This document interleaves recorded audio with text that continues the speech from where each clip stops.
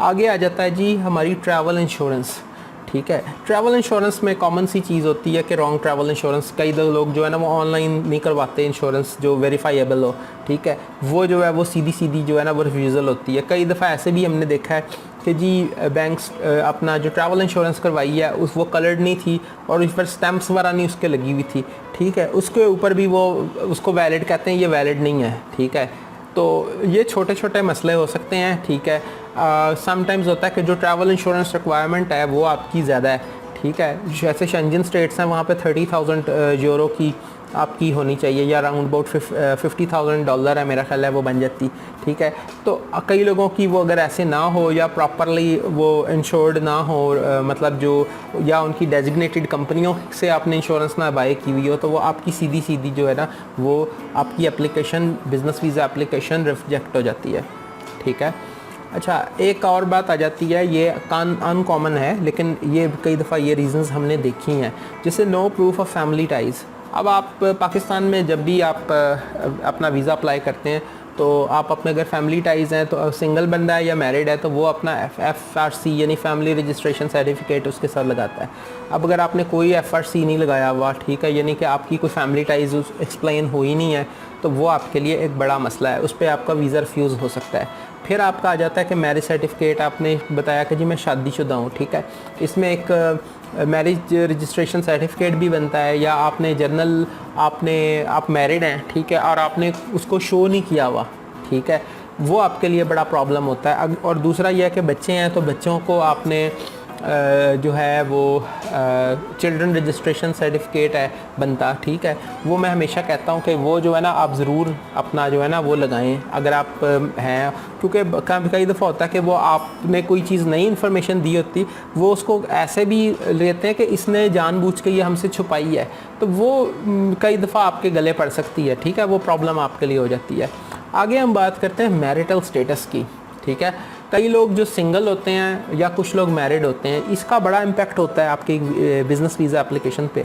कई जो सिंगल लोग होते हैं उनको वो वीज़ा नहीं देते, क्योंकि वो कहते हैं कि अगर आपको वीज़ा दे दिया आप वापस नहीं आएंगे। ठीक है, और जो मैरिड लोग होते हैं, ठीक है, फ़र्ज़ करें कि उनके बच्चे बहुत छोटे हैं, ये भी एक इंटरेस्टिंग चीज़ है, ये कम हुआ है लेकिन एक लोग बंदे के साथ ये मैंने ये सुना हुआ है उससे कि ये उसको ये बात उसको कही कि आपके बच्चे बहुत छोटे हैं, तो आप अगर ज़्यादा टाइम के लिए आप चले जाते हैं तो उनका जो है ना आपका प्रॉब्लम आपके लिए हो सकता है। मतलब ये बड़ा अजीब सी ये सुनने में चीज़ लगती है, बट ये चीज़ मैंने सुनी हुई है। ठीक है, तो ये USA के किसी वीज़े के अंदर ये चीज़ उसको कही थी, पर उसका ये होता है कि आप अपने बिज़नेस एसेट्स, अपने जो बिज़नेस ट्रांजैक्शंस हैं, या आप अपना जो पैटर्न है उसको इतना अच्छा आप बताएं वीज़ा ऑफिसर को वो कि वो इस किस्म की जो चीज़ है या सवाल है वो आप पे उठाए ना।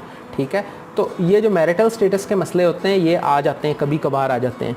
ठीक है, तो बाकी आ जाता है एज फैक्टर, इसमें आ जाता है। ठीक है, एज फैक्टर में क्या होता है कि एक बच्चा है लाइक 18 साल का है, ठीक है, वो ID कार्ड तो उसका बन गया 19 साल का लाइक, ठीक है, तो 19 टीनेजर है। ठीक है, उसको जो है वो बिज़नेस वीज़ा अप्लाई किया हुआ है, तो वो एज फैक्टर की वजह से भी कई दफ़ा वो वीज़ा रिफ्यूज़ कर देते हैं। या फिर जो कोई बहुत एल्डरली बंदा है, उसकी उम्र है तकरीबन 60 साल से ज़्यादा है, 70 साल है लाइक, ठीक है, और वो कई दफ़ा जो है ना ऐसे लोगों को भी जो है ना वो बिज़नेस वीज़ा पे नहीं जाने देते, उनको वो एतराज़ लगा देते हैं कि जी आपके लिए शायद जो है ना वो इतना एक्टिव होना वहाँ पर मसला होगा। ठीक है, अच्छा आगे बड़ी एक वजह इंटरव्यू बेस्ड असेसमेंट वाले जो बिज़नेस वीज़ा होते हैं, जैसे जर्मनी है, आपका USA है, ठीक है, इनमें इंटरव्यू के बेस के ऊपर जो है ना वो आपको वीज़ा देते हैं। अच्छा, इंटरव्यू में बहुत सारी रीज़न्स होती हैं। अच्छा, इस पर एक सेपरेट वीडियो भी मैं बनाऊँगा, और इस पर एक आर्टिकल ऑलरेडी हमारी जो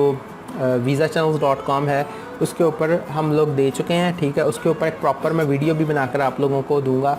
ठीक है, तो वो जो है उसमें सबसे बड़ी जो रीज़न होती है, ठीक है, वो होती है बॉडी लैंग्वेज एंड एटीट्यूड आपका। ठीक है, कुछ लोग वीज़ा ऑफिसर के सामने जाते हैं तो उनका जो जिस्म होता है या उनका जो एटीट्यूड होता है वो इस तरह का होता है कि वो कहीं से बिजनेसमैन नहीं लग रहे होते हैं। मतलब वो मे बी अपने नाखून चबा रहे हों, हो सकता है वो अपना सर खुजा रहे हों, वो खड़े हुए अपनी जगह पे हिल रहे हों, यानी उनका अजीब सा एटीट्यूड हो, और वो वजह ये हो सकती है कि वो नर्वस होए हुए हैं उस दौरान में, ठीक है। ये एक बड़ा प्रॉब्लम होता है। तो इसके लिए इंटरव्यू के लिए ज़रूरी है कि आप बहुत सारी प्रैक्टिस करें, ठीक है। फिर आ जाता है एप्लीकेंट ड्रेसिंग उसकी बहुत ऊट पटांग है अगर किसी बंदे की, ठीक है, वो प्रॉब्लम हो सकती है। इसको बहरहाल हम आगे बड़ी डिटेल में डिस्कस करेंगे अगली वीडियो के अंदर। फिर एटीट्यूड ऑफ इंटरव्यूअर, कई दफ़ा होता है कि आप यूएसए का जा रहे हैं वीज़ा, बिज़नेस वीज़ा अप्लाई करने, जर्मनी का जा रहे हैं या किसी और मुल्क का जिसमें इंटरव्यू बेस्ड असेसमेंट है, तो उसमें ये होता है कि जो एटीट्यूड है इंटरव्यूअर का, ठीक है, जो भी वीज़ा ऑफिसर है, ठीक है, वो कई दफ़ा बहुत ज़्यादा हार्श होता है, ठीक है, कई दफ़ा वो एक्स्ट्रा सॉफ्ट होता है, ठीक है। तो उसमें भी कई दफ़ा जो एप्लीकेंट होता है, बिज़नेस वीज़ा एप्लीकेंट है, उसका अपना जो बोलने का स्टाइल है या उसका जो कॉन्फिडेंस है वो जो है ना वो चेंज होता है, ठीक है। उस वजह से भी वो चीज़ आपके इंटरव्यू पे बहुत ज़्यादा असरअंदाज हो सकती है। तो उसके लिए भी हम लोग अलहदा से आपको काफ़ी सारी डिटेल में बताएंगे कि आपने किस तरह से बात करनी है, ठीक है। अच्छा, फिर होता है कॉमन एक चीज़ है कि फेल टू इंटरव्यू में क्या होता है, fail to answer the satisfactory information, ठीक है, कि आप से कुछ पूछ रहा है, ठीक है, उस आपने जो उसको इन्फॉर्मेशन दिया उसके ऊपर वो सेटिस्फाई नहीं हुआ, वो जो है ना इस बेस पे आपका वीज़ा रिफ्यूज़ कर सकता है, ठीक है। फिर जैसे है कि आपने कोई इन्फॉर्मेशन आपने दी हुई है फ़ाइल में लिखी हुई है, ठीक है, तो आपसे वो जब इंटरव्यू में क्वेश्चन करता है तो आपने लाइक किया हुआ कि जी मैं फ़लाँ शहर में जाके इस होटल में स्टे करूँगा, आपसे वो पूछता है कि भाई आप कहाँ स्टे करोगे, आप कहोगे कि जी मैं तो फ़लाँ के घर में रहूँगा या मैं फ़लानी जगह पे रहूँगा, तो वो आपको कहेगा कि भाई आपने इसमें कुछ लिखा हुआ है और आप आंसर कुछ और दे रहे हैं, वो भी आपके लिए बड़ा प्रॉब्लम है। उस पर भी वीज़ा बड़े आराम से रिफ्यूज़ कर देते हैं वो लोग, ठीक है। फिर समटाइम्स होता है कि कुछ लोग जो होते हैं ना इंटरव्यू में बड़े ओवर स्मार्ट बने होते हैं कि वो समझते हैं कि जी ये तो वीज़ा ऑफिसर को जो है ना क्या पता, इम्प्रेस जैसे कर रहे होते हैं। मिसाल के तौर पे मुझे एक शख्स ने कहा कि जी मेरा जी वीज़ा रिफ्यूज़ हो गया, हालांकि मैं जो ना 40 मुल्कों में मेरा विज़िट है। मैं ख़ुद भी हैरान हुआ कि अच्छा वो कैसे तुम्हारा रिफ्यूज़ कर दिया, ठीक है। तो उसने मुझे कुछ तो छोटे छोटे बहुत सारे मुल्क गिनवाए। मैंने कहा कि वो इतना ज़्यादा उसको शायद वो नहीं कंसिडर करते। फिर मैंने कहा कि अच्छा जी बाकी ये 26 मुल्क कौन से हैं, तो कहता जी मैं जर्मनी गया हुआ हूँ। तो मैंने कहा जी बिल्कुल जर्मनी एक अच्छा मुल्क है, विज़िट करने से इससे काफ़ी अच्छा होता है। तो मैंने कहा जी इसके अलावा आप कहाँ पे गए हैं, कहता है बस जर्मनी गया हूँ। तो मैंने कहा तो ये 26 मुल्क कौन से हैं, तो वो कहता कि जी ये 26 मुल्क जो है ना ये शेंजन स्टेट्स हैं।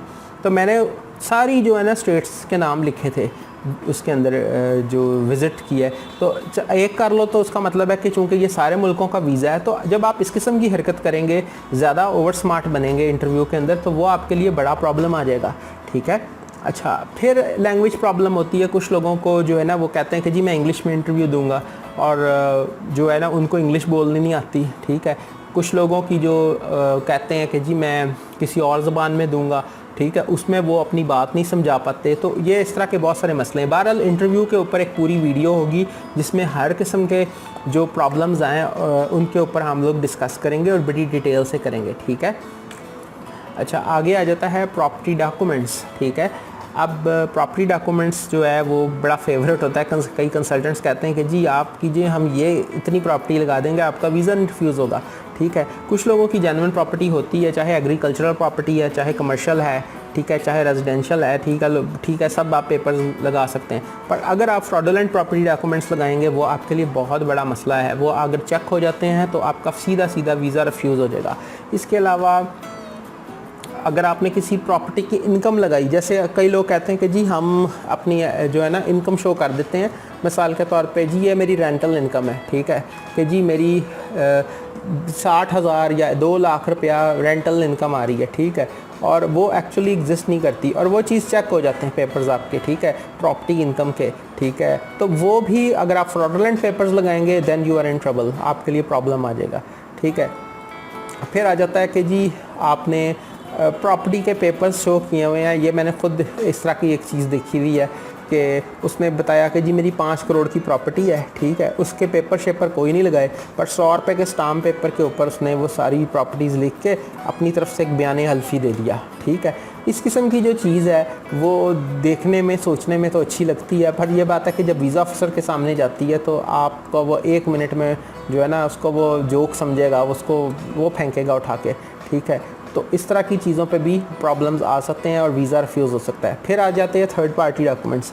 मिसाल के तौर पे आपने कहा कि जी ये मेरे फ़लाँ की जो है ना वो है, और ये जी उसने स्टाम्प पेपर दिया हुआ है कि जी ये जो प्रॉपर्टी है ये आपके नाम मेरे कर देगा, ये कर देगा, या मेरे नाम की भी है उसने, ठीक है। पर वो एक्चुअली अगर लाइक आपका जो भी आपकी गवर्नमेंट की जो डॉक्यूमेंटेशन है, जैसे अगर हम लाहौर में बात करते हैं तो LDA है, ठीक है, इस्लामाबाद में भी इस तरह CDA है, तो वो जो भी इदारा है उसके पेपर्स प्रॉपर आपके नाम पे नहीं है तो वो कभी भी उस चीज़ को कंसिडर नहीं करते। इस चीज़ पे भी आपकी कई दफ़ा रिफ्यूज़ल्स आ जाती हैं। फिर आ जाती है जी अकोमोडेशन अरेंजमेंट्स। ये भी एक कॉमन प्रॉब्लम है अकोमोडेशन अरेंजमेंट्स का, ठीक है। इसमें समटाइम्स होता है कि कुछ लोगों ने कोई प्रॉपर जो अकोमोडेशन है उसका अरेंजमेंट नहीं किया हुआ होता, ठीक है, और वो बग़ैर प्रॉपर्टी के आई मीन अकोमोडेशन के अरेंजमेंट के जो है ना वीज़ा अप्लाई कर देते हैं, वो आपके लिए बड़ा प्रॉब्लम है। फिर आपने कोई बहुत ही सस्ता होटल आपने चूज़ किया हुआ है, लगाया हुआ है, वो भी आपके लिए एक प्रॉब्लम है कि आपका जो होटल है वो जो है वो एक्सपेक्ट कर रहे हैं कि बिज़नेसमैन आ रहा है, ठीक है, मशीन ख़रीदने आ रहा है, 10 करोड़ की मशीन है, और आपने किसी हॉस्टल में बुकिंग कराई हुई हो, ठीक है, वो प्रॉब्लम है। फिर कई दफ़ा होता है कि आपका जो टोटल बिज़नेस ट्रिप है उसका ख़र्चा जो है वो 4 लाख रुपए है, ठीक है। तो पता लगता है कि जो आपने होटल बुकिंग लगाई हुई है ऑब्वियसली आपने किसी से कह के लगवाई होगी, या समटाइम्स वैसे खुद तो कम लोग ऐसी गलतियां करते हैं, तो वो जो होटल बुकिंग है उसका एक रात का किराया ही 1 लाख रुपए है, ठीक है। वो आपके लिए सीधा जो है ना वो प्रॉब्लम है, वो उसको फ़ौरन से रिफ्यूज़ कर देगा। फिर आपने ऐसी जगह पे अकोमोडेशन अपनी शो की हुई है जो एक्चुअली एक वर्क प्लेस है, ठीक है। ये एक और कॉमन वजह हो सकती है कि वर्क प्लेस के ऊपर अकोमोडेशन शो करना वो भी ऑफेंस है, वो भी प्रॉब्लम है, उस पर वीज़ा रिफ्यूज़ हो जाता है। फिर आपकी आ जाती है accommodation arrangement and distant place, ठीक है। आप फ़र्ज़ करें आप जा रहे हैं जी एक जगह के ऊपर, लेट्स से आप जा रहे हो लंदन के अंदर किसी जगह के ऊपर जा रहे हो, ठीक है, पर आपने जो अकोमोडेशन डाली हुई है वो वहाँ से कोई 60-70 किलोमीटर दूर डाली हुई है, ठीक है। वो आपके लिए भी एक बड़ा प्रॉब्लम होता है, क्योंकि वो जो बिज़नेसमैन है वो टाइम सेव करता है, हर जगह टाइम सेव करता है, वो आपके लिए एक बड़ा मसला बन सकती है, ठीक है।